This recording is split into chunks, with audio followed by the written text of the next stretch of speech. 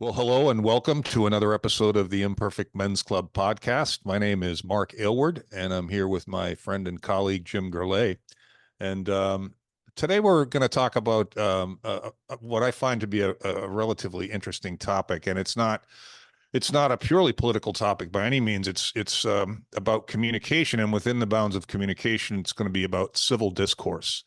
And I really think this is an important topic, Jim, because of how divided we seem to be as a country, and we seem to have lost the art of civil discourse. We're good at civil discourse. We're not very good at, and I thought I would also read the definition because that seems to come in handy for our listeners as well. So, the definition, just by Googling the term civil discourse is the practice of deliberating about matters of public concern in a way that seeks to expand knowledge and promote understanding.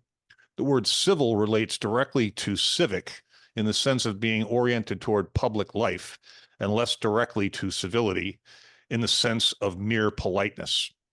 So that's an interesting kind of nuanced definition of civil discourse.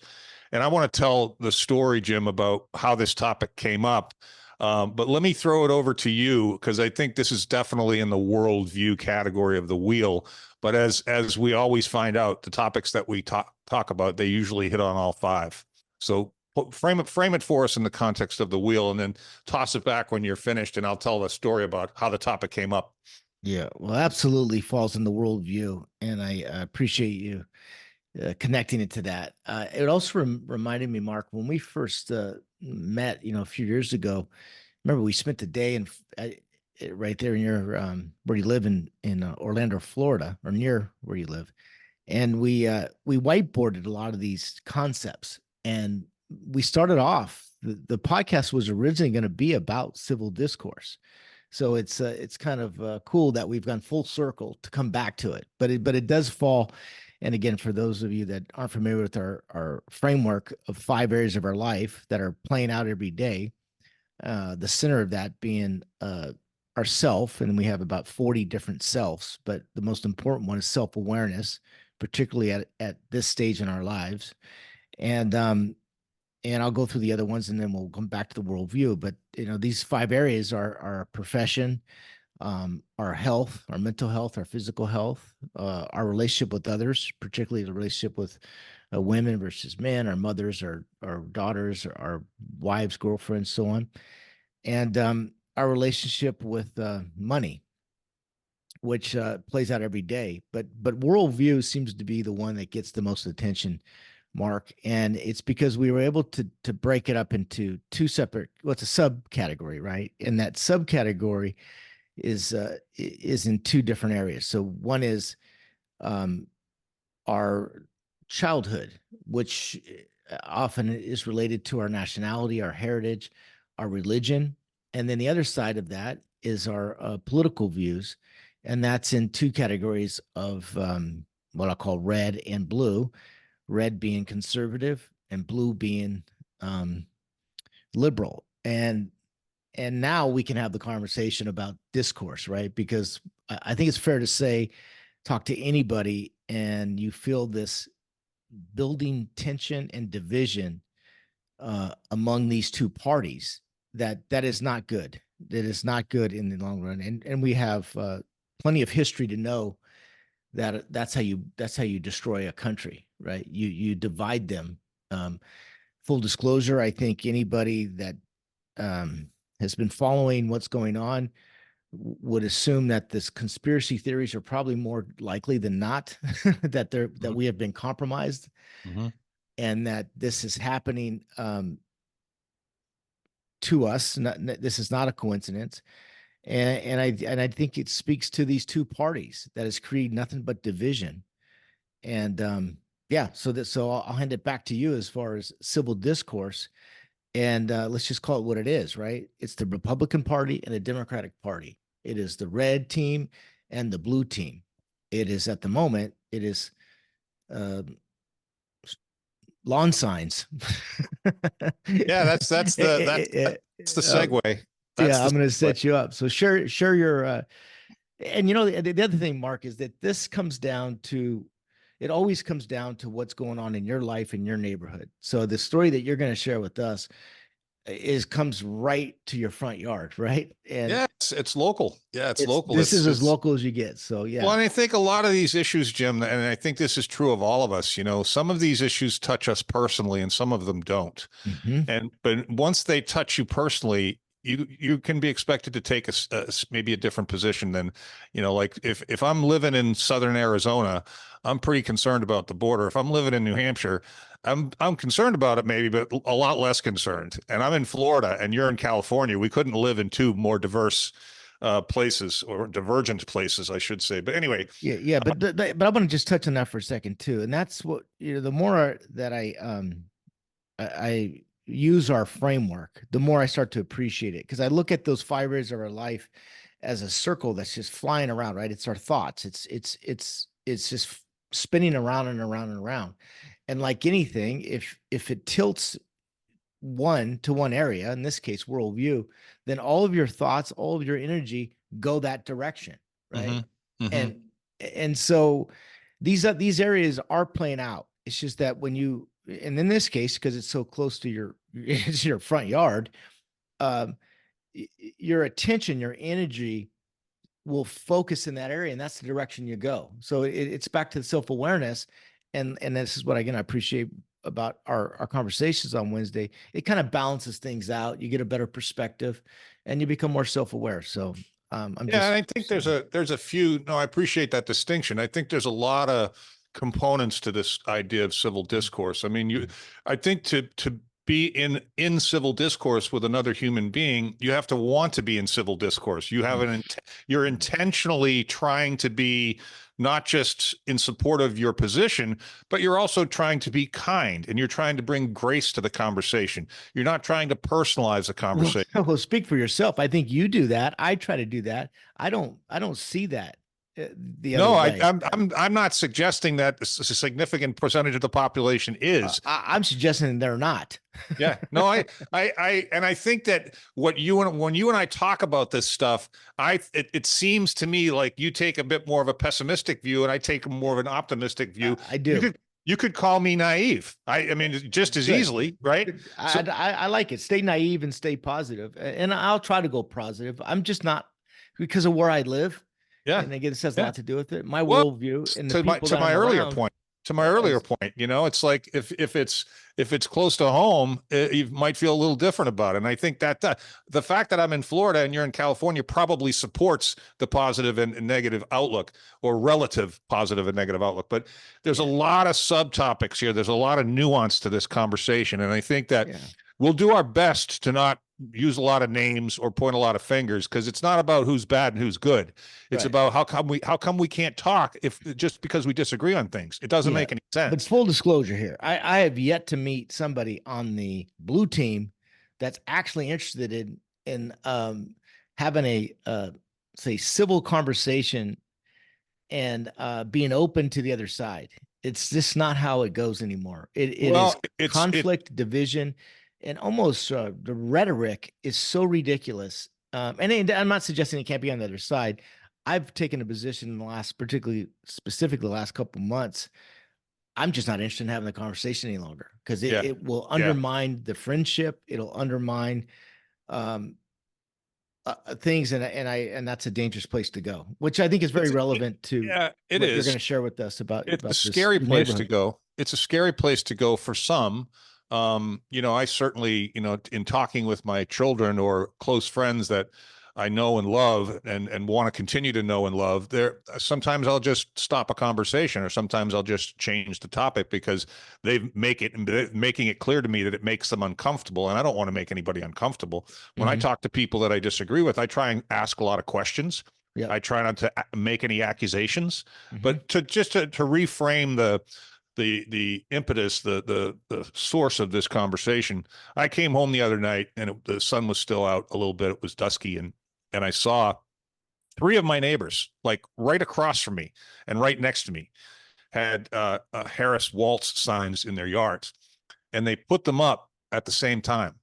And it struck me. At first, I smiled, And then I started to get a little bit frustrated and maybe even a little bit angry. And I kept it all to myself. I came home and my son was home and he sees the world in a similar fashion to me. So I don't So have to. these are three homes and all three had signs right next to each other?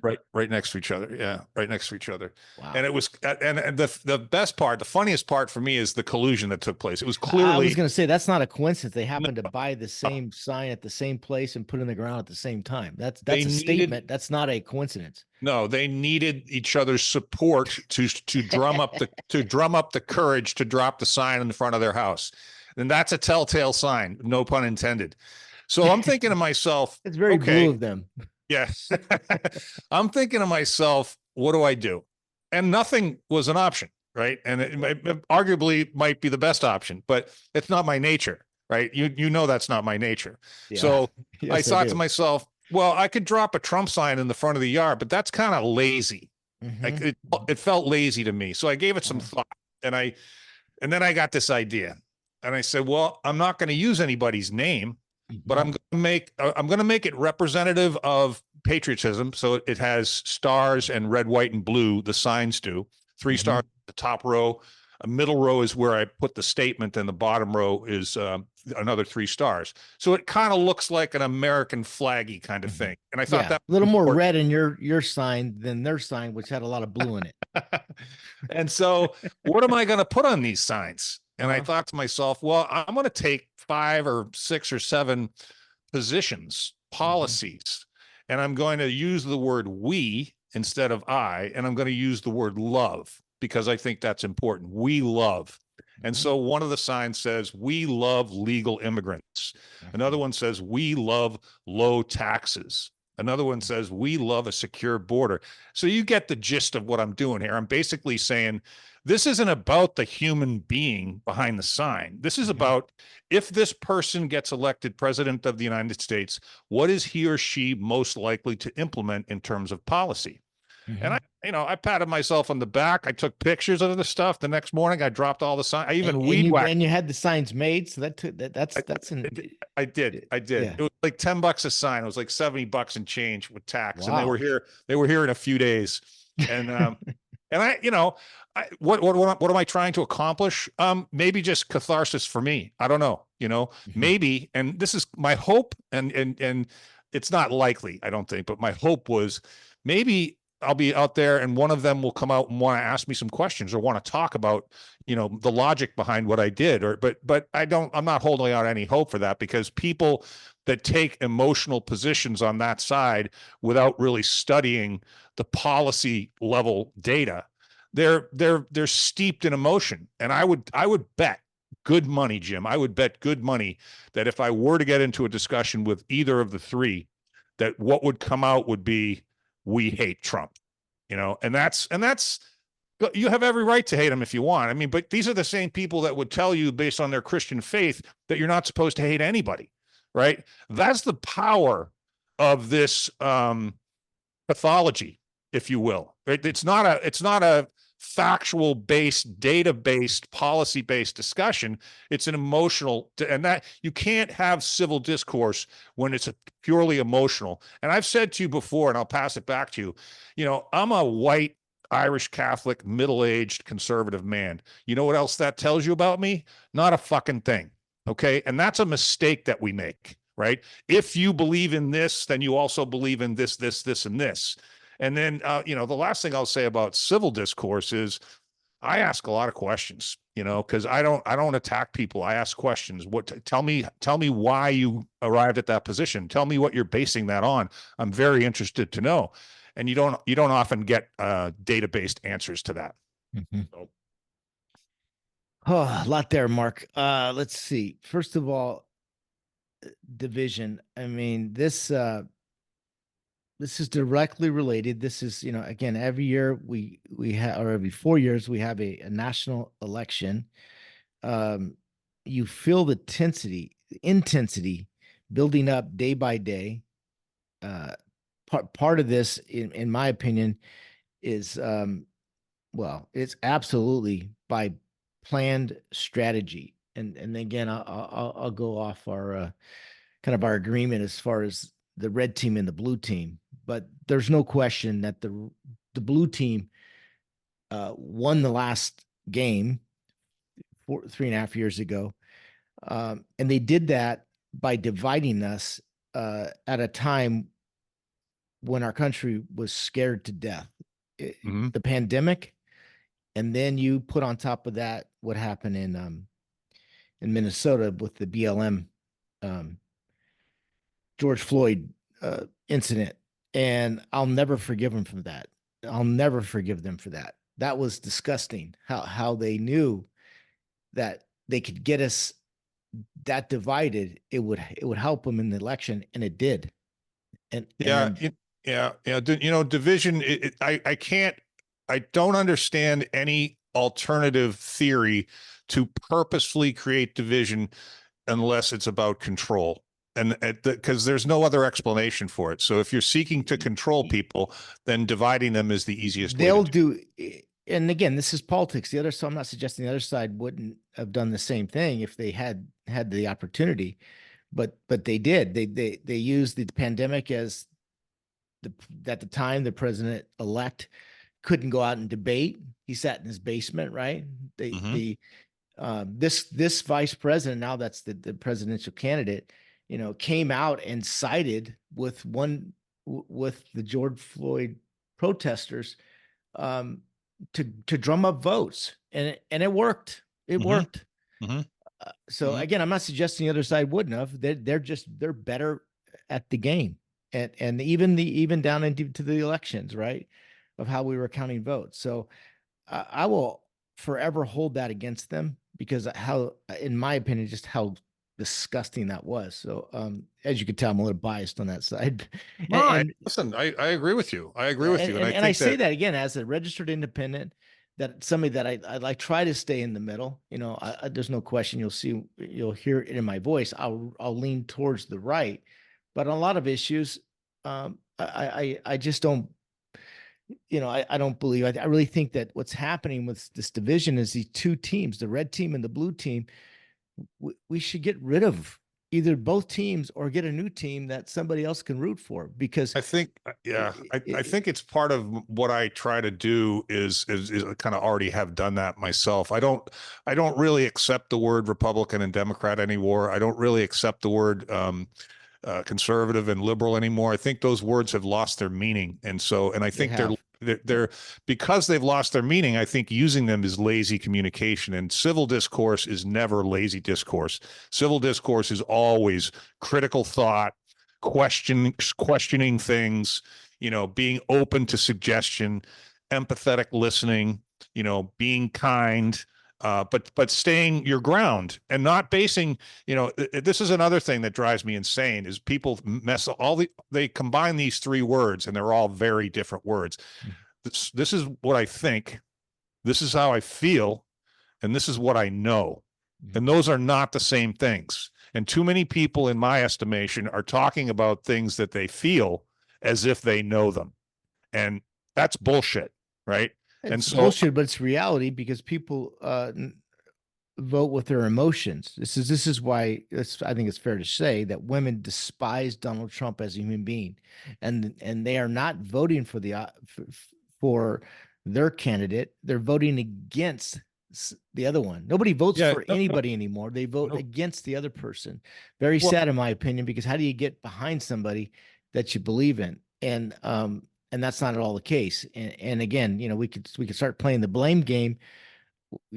Trump's personality certainly doesn't help that. He doesn't help the cause. What makes him good makes him bad. And right now it's not working in his favor. So Well, yeah. I mean, here's the other thing about that. I think that you have to take the person out of the conversation. You but can't have but the but people conversation. can't, Mark. I know I've tried to do the same thing and try to vote for the policy and not the person. But the reality is, and I think it's fair to say, particularly women have an emotional sense for something they dislike, and Donald Trump happens to fit that.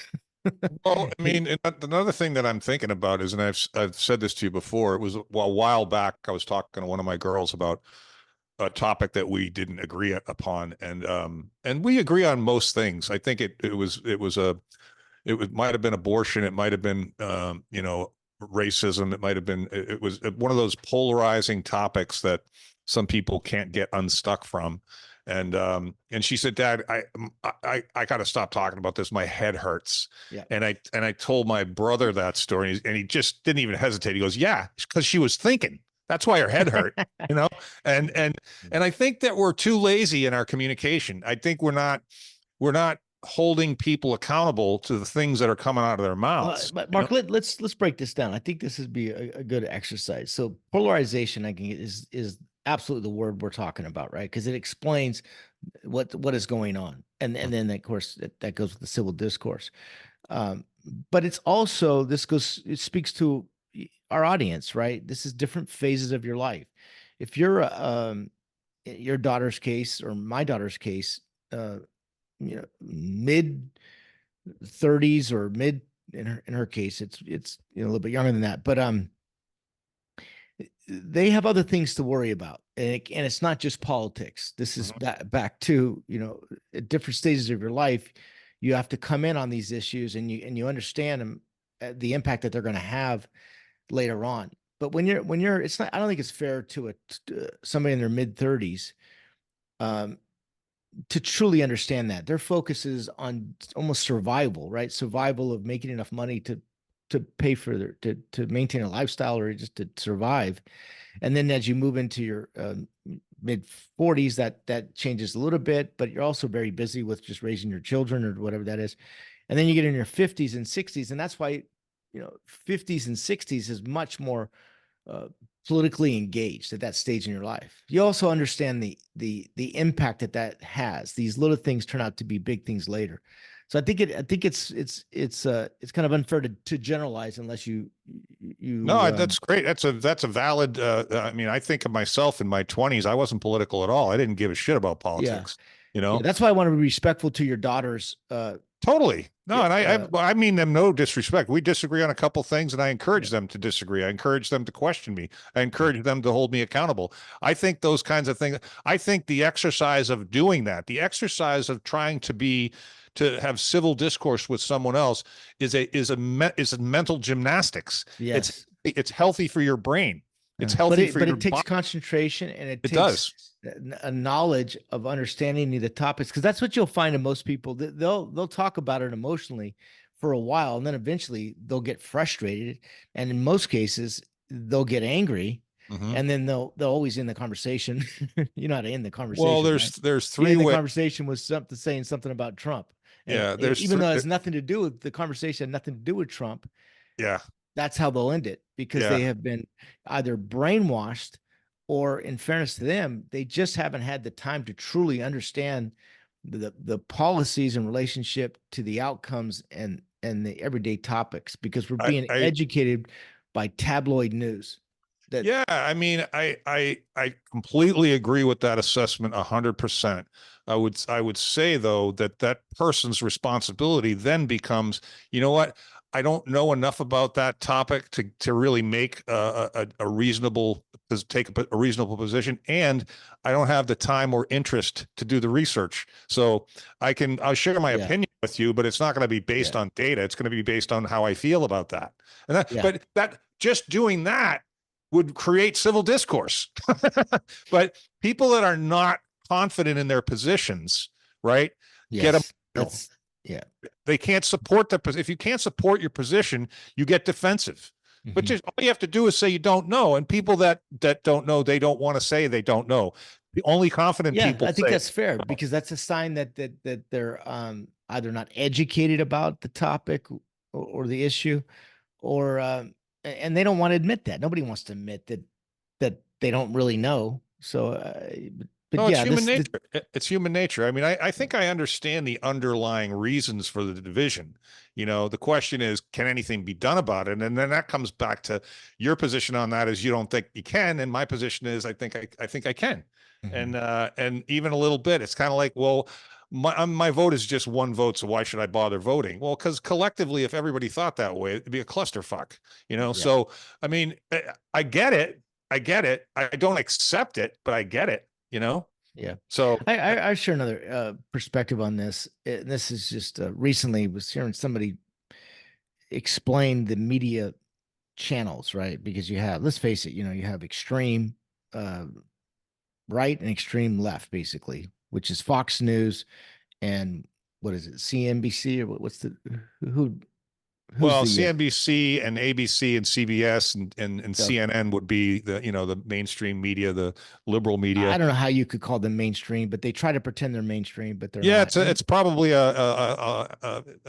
it laying over from historical when they were a little bit more moderate, but I don't think there's any objective news anymore. There's Well, very little that's where I'm going objective with it, news. Yeah, Mark. And this particular talk that I heard, I thought it was interesting because I grew up, and I'm sure you did too, watching my father go to bed every single night watching Johnny Carson, yeah. and you talk about just a really cool guy, right? But what did he have? He has something that we don't have right now in Hmm. our everyday lives. Well, he had something which was called the television, where everybody was getting their information from the same place. That's no Hmm. longer the case, for good or Hmm. for bad, right? The, Hmm. the other thing that Johnny Carson had, and was he was a gentleman. That's Hmm. Let's face that, right? He was a Yep. gentleman. He Hmm. had an amazing sense of humor. Hmm. An amazing sense of humor. He was funny.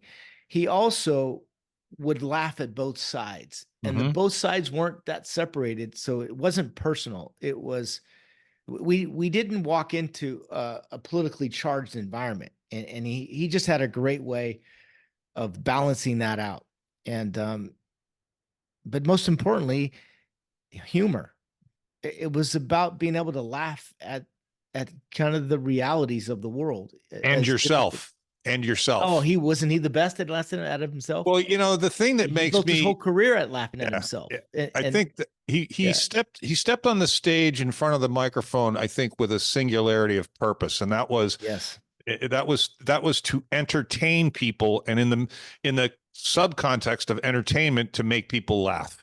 mm-hmm, And that was his sole goal. Everything he did, the yep, clothes he wore, the costumes he wore, the yep, guests that he had on, the way mm-hmm, he talked to people, everything was in pursuit of one goal. He had no political agenda. He wanted yeah, to make people laugh, and he wanted yep, to make people want to turn on his show. yeah. It's so true. And then you fast forward to, I guess we have a few late night hosts, but they're Jimmy Kimmel. Yeah. Could you find any more politically driven and a Trump hater than anybody other than him? Stephen It Colbert. Yeah, same that. Yeah, no, they're not. Even Dave Letterman ended up in the end, kind of became so far left that he started, in my opinion, lose his credibility. Well, one of the interesting things in the civil discourse space is the some of the people that are bringing us back towards the middle are stand-up comedians, because Yeah, you have to be able to joke about everything, or nothing's yeah, funny. You know, yeah, you can't pick on one. I mean, the yeah, best comedians from that era, they picked on both the Republicans and the Democrats. They didn't select one side and just pile yeah. on. You know. Yeah, I do really appreciate the stuff like Seinfeld, what he's doing. He's starting to talk about that. Yep. There's and even Jon Stewart has come back around when he was a little more left and more down the center. So you're right. There is some progress. Some of those. Oh, look, Joe Rogan, Bill Maher. I mean, No, I these. was talking about late night guys that maybe at Okay. one point were much more political, now have come back, but more in the center. Yeah, I Yeah. guess Bill Maher would be one of them, right? There's a good example. You refer to him often, I like him more now than I did before, because he has moved to the middle, and he is calling out the absurdity and the of the left, and how it just doesn't even make sense for their own good. What it Yeah. is to be left, or what it is to be a Democrat. So, Well, like you said, there's some positive stuff there's going on, and it's interesting how it does come from those figures, right? That push that out. well, then So you far. have, I think the most classical example of really robust civil discourse is Jordan Peterson, in my estimation. There's a couple people like him, but he's What, very unique to me. I mean, not only is he civil in his discourse, he's brilliant. And so he's interested in data. He's interested in metrics. He's interested in facts, Mhm. and he's very well studied. He's a very well researched guy. And he says he doesn't know all the time. It's just that there's very little he doesn't know. Uh-huh. So, yeah, But it he did, but he does admit it. yeah, So you're saying that that is the best example of let's say progress or a figure that is good for the civil discourse. yeah. I think that I think even Elon Musk. I mean, the people like this that are, and then we were talking about RFK Jr. and Tulsi Gabbard, people that are moving from the left back over to the right because they believe that the left is no longer the left. They become something else, and I believe that too. Yeah. I think Since you presented that one for progress, I'm going to present one for just the opposite, right? The polar opposite, and that's the view. yeah. Jesus. I mean, come on. Y- Not only do they make a crazy amount of money, but you talk about an emotionally driven group of people. It happens to all be women. Yeah. They push out a lot of bad hate and a lot of bad stuff that is helped the blue team in Yeah, a well, big I mean, way. there's a reason that people buy People magazine and the National Enquirer, right? Yeah. People like to hear about and talk about crazy shit, that kind of robust accusation and far-fetched emotional accusation, and it's entertaining to a certain segment of the population. It's the same, I would imagine it's the same group of people that slow down when there's an accident on the other side of the road. I'm Yeah. like, what are you looking at? You're looking for tragedy? You're looking for bad news?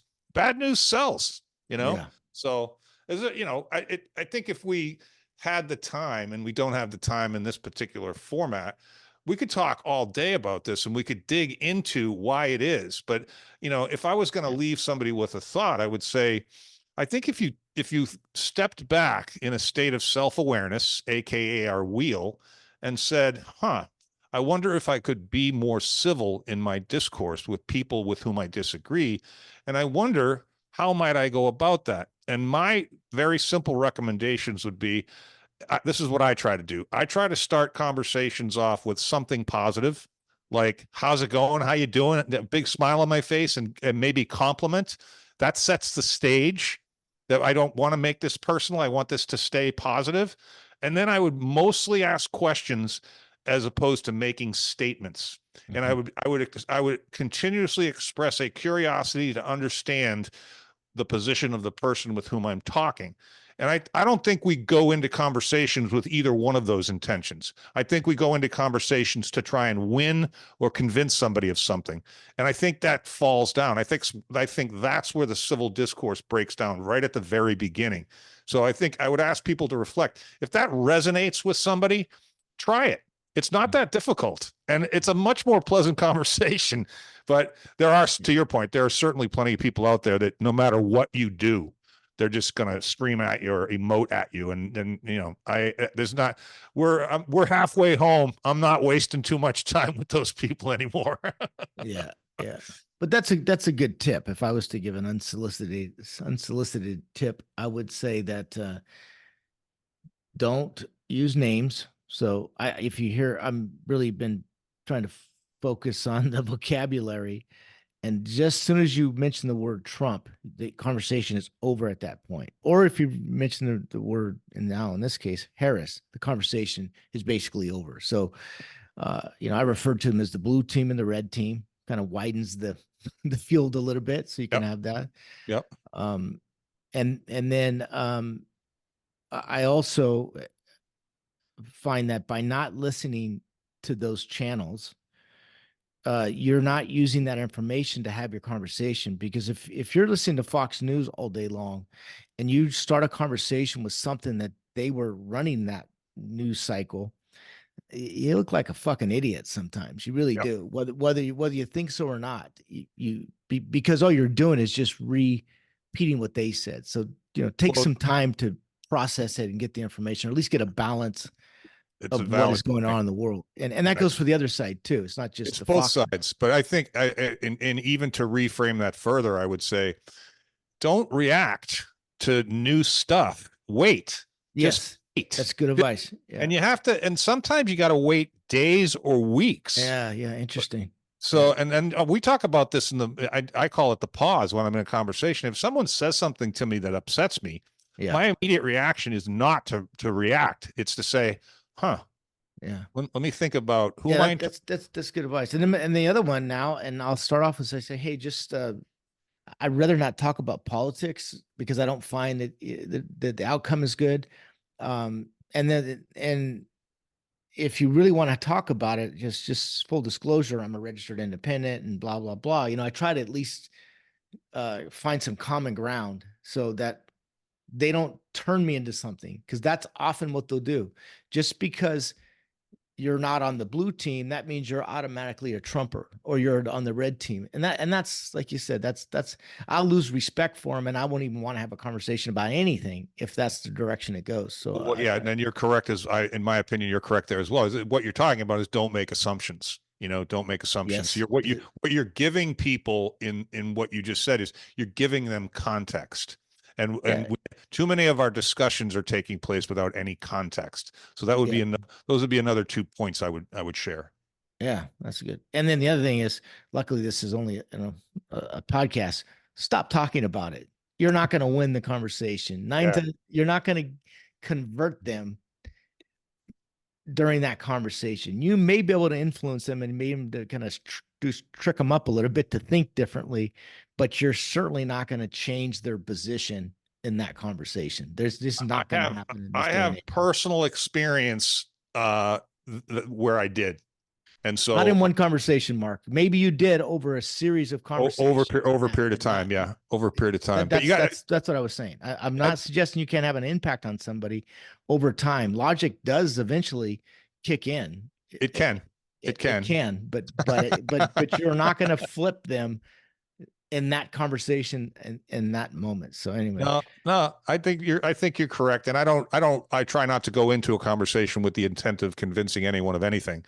yeah, And so those are the ways that I try and have civil discourse. I think it's a good goal to be able to be civil with your discourse. And I hope people start yeah. practicing it more.